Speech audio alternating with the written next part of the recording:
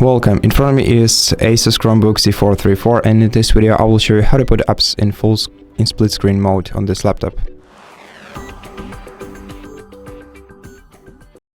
To enable the split screen mode, you have to open at least two applications on your screen. Then to put them into split screen mode, you can either grab the top bar of one application and drag it to the either left side or to the right side, and this way position it on this side of the window. Then by clicking on the other application, you can position it on the other side of the window, and you can change the size of each window by moving the bar between them.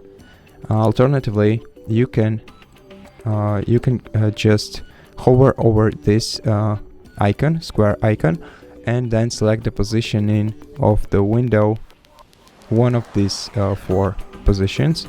So for example, if you want to position this application partially, we can, for example, select this one for the browser and then put the mail application on the other side of the window, and this way you can use both applications at the same time. So that's how the split screen feature works. Thank you for watching this video. If you liked it, consider subscribing to our channel, leave us a like in the comment below, and I'll see you in the next one.